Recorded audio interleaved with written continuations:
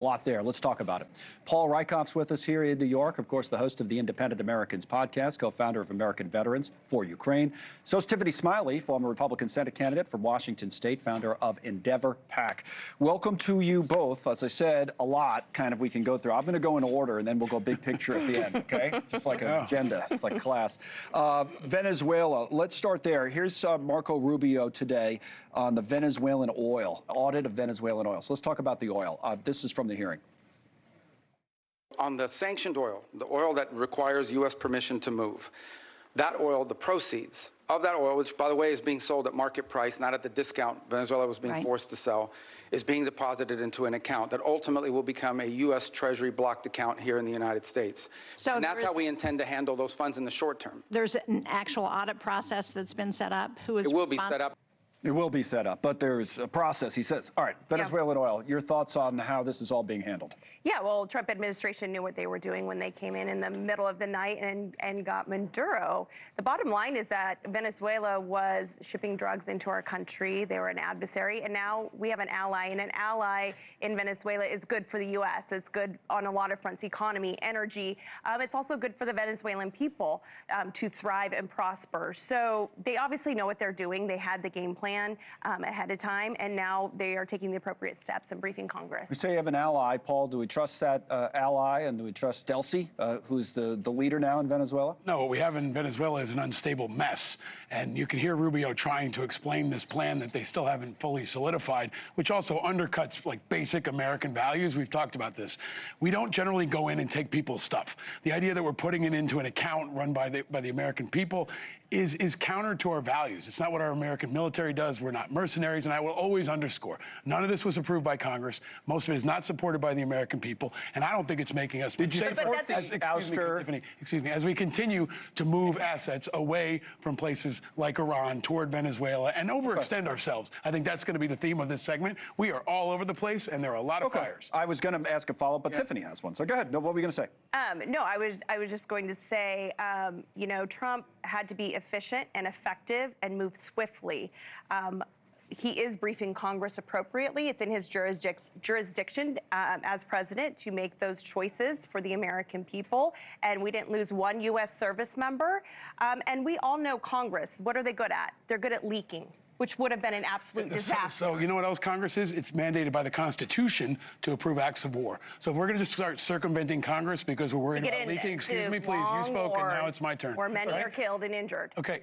That's worth it. That was really nice that happened that way, but that's not how war generally goes. That's that we should not have a big head about, no, really? Is that how Iraq and Afghanistan went? Because I was in Iraq, and it wasn't bloodless. And there are a lot of people who said it would be bloodless. And it's easy in the beginning to say things are going to be stable, but this is a very long road, and so far, things look murky at best. What about Cuba? I want to, there was brought up by Joe, there was a lot of NATO talk today. We can talk about that, too, maybe at the end. But what about Cuba? Because that's a point of interest for this Secretary of State for obvious reasons. And then he was asked this question. Let me play it for you about regime change. Here it is. Will you make a public commitment today to rule out U.S. regime change in Cuba? Regime change? Yes. Oh, no, I think we would love to see the regime there change. We would like to, that doesn't mean that we're going to make a change, but we would love to see it changed.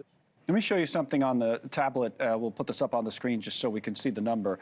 The question, I think, with Cuba, and that's why Rubio is saying we'd love to see regime change, is will that regime just fall on its own? That seems to be what the Trump administration is arguing. So much dependence on Venezuela, as you see on the screen there with the oil, that Cuba's just going to collapse. Is that what you believe is going to happen? Yeah, and I think that's what Marco Rubio is absolutely indicating, that, sure, would we love to see that regime change? Absolutely. But are we stepping in and doing anything? They're just watching it and you know, being aware, obviously staying updated and aware of the situation. But you don't feel like we're going into Cuba. I don't. It's no, and I wouldn't want to get ahead of the president or ahead of Marco Rubio. I think he made it clear that it would be good, but we'll have to sit back and watch. Right after Venezuela, they started saying that, Paul. Do you believe that's a possibility? This Venezuela thing means Cuba's in trouble, real trouble. Right. Yeah, it does mean Cuba's in trouble, but they've also been there for decades and haven't fallen yet. The real issue here is that Trump has said he wants to dominate the Western Hemisphere, and he has a vision board that includes Venezuela and includes Cuba. It's always been on their target list. And the idea that they will stay on the sidelines and just let Cuba unfold, I don't think is likely. He said he'll take action in Mexico. He's threatening Greenland. So the thing that seems to to be true is that Cuba is on his vision board for 2026. And I think all options are on the table because that's what the president has said, and we should take him at his word. You know, I said we'd have a kind of a wider conversation of where there's been a lot going on. Obviously, we haven't even touched on Minnesota in this conversation because it's been about foreign policy. And here's how I'd like to do it. If we bring up or pop up the average Trump approval rating, just kind of as a broader picture of where the administration stands at this point in time. The two arrows, by the way, that we put at the end, I'll just zoom in on it a little bit closer at the end, are the two shootings in Minnesota, Renee Good and Alex Preddy. And the wider picture tells you that the administration's approval had been going down. The president's approval had already been going down before that. But I'm going to highlight this number. Trump's approval with independent voters. The number of independent voters now who say they strongly approve of this president is down to 23%. Okay, so that's a lot for me just as a setup. The setup is this. It's like, I know you guys, two of my favorite guests, by the way, both friends of the show on all the time, don't really agree on a lot. We just saw that. You disagree. But maybe we could have kind of a back and forth, if I step out of it for a moment, on where this administration stands right now. Tiffany, you support the president. You must see that the president is in some sort of political trouble, or no. Maybe you disagree. I'm just curious to how a Trump supporter sees it, as someone who obviously is not a huge fan of the president on many issues sees it. Where are we right now? Yeah, you know, the Democrats throw out this keyword affordability, and they've been running on it. And I think what we're seeing is Trump had to take a year and take a multifaceted approach to get our economy back on track, and that's exactly what he has done. What we are going to see heading into the midterms, which are still a long way off in the political world, is that you're going to see more money in people's pockets. I'm not going to sugarcoat it. I understand independents are still probably feeling like, hey, we're not feeling these policies yet, President Trump, but I guarantee you the American people will start to feel it. You look at no tax on tips, you look at no tax on overtime, you look at the tax breaks and the permanent tax cuts that will be coming back to Americans heading into this new year. You look at real wages going up. There are really good things happening in our economy and in our country. You look at the stock market, record highs. Yeah. So it's going to take a little bit of time. So I think that polling will look very different in 6 to 7 months. I mean, there's an argument to be made. We're going to talk about like the Trump accounts later and different things, that this economy will be, not because of those, but because of many of the things you mentioned, be in better shape later than it is now, and that might be the issue, and these things might not be at the forefront, but they are now, immigration and other things. So how do you see it, Paul? Or what's your Beyond the political spin and the talking points, the numbers don't lie, and his numbers are going off a cliff. Even within Republicans now, because he's doing things like regime change wars, which are extremely unpopular, even among Republicans, and especially among independents. He's talking about regime change in Venezuela. He's talking about regime change in Iran. He's talking about regime change in Cuba. And the reality is that Americans understand that won't be bloodless. And we've been fortunate that our special operators are so exceptional in Venezuela. But that is not the norm. And Americans don't like regime change wars. They saw what happened in Iraq. They saw what happened in Afghanistan. And I think as long as he continues to push that and overextend our military and put men and women in harm's way, those numbers especially are going to continue to drop. Don't you think a lot of the drop, well, yes. And ICE. Let's put ICE into the equation. Well, that's what I was going to bring up. If you continue to have, masked guys who are unidentified ripping Americans off the streets and shooting civilians, yeah, those numbers are going to continue to drop. The approach on immigration, it seems to be acknowledged to me by the administration this week from the changes they're making, is something that they know has to change. That's supposed to be, politically, I'm just speaking about now, a winning issue, and it's clearly not. So to me, that's the near term. You might be right about the long term, but that's the near term. Right, and to your point, Paul, Americans will vote on their pocketbook. They are not voting on national security measures. I disagree entirely. They will vote on their life, their children's future, and what is working for them right now. What part do you disagree? I don't think. Let me give you a really good example. I don't think most Americans like us pissing off the entire world, including our allies. Yes. Have you seen the feedback from people in Denmark and Australia and the UK? Have you seen the thousands of veterans around the world who are outraged, Gold Star families who feel disrespected and insulted by his comments? I see them, and the veterans community sees them. We have ticked off our allies in a way we've never seen before. It's like his disgraceful comments toward John McCain, but they've gone global. And the feedback and outrage continues to push back from Denmark especially, and especially around Greenland. We have isolated ourselves in a way that I think most Americans understand, and they care about their pocketbook. They also care about being less safe. And most Americans don't feel safer right now. So your point, Tiffany, is that all this is going to be put to the side a lot of these issues, and it's only going to be economic concerns and issues. By the way, the president's not polling on great now. You just think he'll be better. Right. I think that polling will start to get better as Americans start to feel it and start to feel it in their pocketbook, and the permanent tax cuts come through, and good things start to happen. The stock market's soaring. Like I said, I think that will continue to do very well. Jobs are coming back. Real wages are going up. There's good things happening underground. But again, to Greenland, Trump is not taking over Greenland.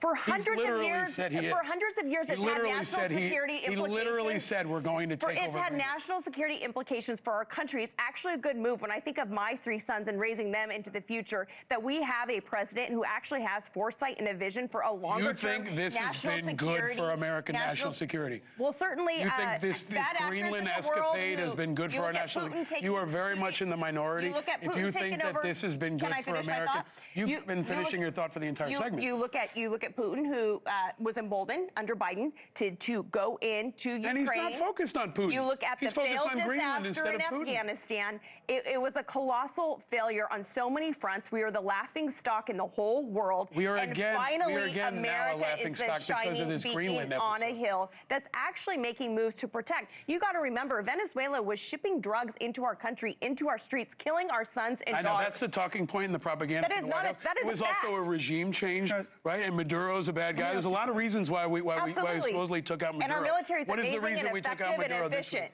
Yeah, I've served in our military. I know how efficient they are. I also know they don't want to go into places like Venezuela and Cuba. They aren't there.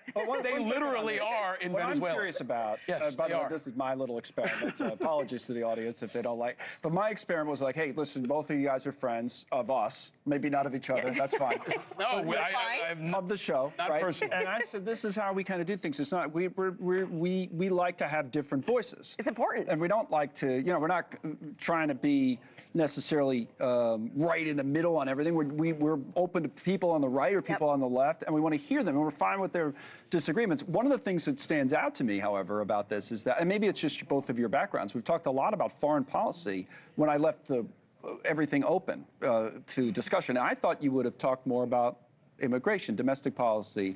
You wanted to go about the economy. To me, the immigration story is the story now, but maybe we're just so in the moment now. I don't know. I think that, Tiffany's point about the economy, I don't think most people are going to feel changes in the economy in 3 months, but they're going to feel ICE, because ICE continues to expand. Now they're in Portland, now they're in Phoenix. Every week they expand their footprint, and most Americans don't like it, and they are pushing back, including Republicans, and now even more so after this latest shooting, Second Amendment advocates. That man had a legal right to carry his firearm, and he was shot in the street. Yeah, he did have Republicans especially are pushing back hard against ICE to the point where Stephen Miller is even adjusting his language. He was, yeah. They know how unpopular this is, and it's going to get worse. Yeah, Trump definitely felt that. I think that Trump felt that and made some changes. I think the larger question that Tiffany brings up is like, by the time we get to voting, is all of the focus that we're having on these issues now still on these issues? Yes. For example, I don't think 2 people died in Minnesota. That's still a story no matter what. It doesn't go away. But in voters' minds, does the focus start to shift enough for Republicans to things like the economy? And even if it does, that's not a guarantee, because then the economy has to improve. Right. So let's make this the final point. And the economy is trending in the right direction, I guess, is what my point is. We look at domestic policy and you look at what's happening with ICE. It's tragic all the way around. And I would like to step back and just say my heart breaks for what is happening. But also, I haven't heard one Democrat ever denounce or say to stop the violence. You can peacefully protest in this country. I think people of all backgrounds but you've seen ICE agents attacked, right.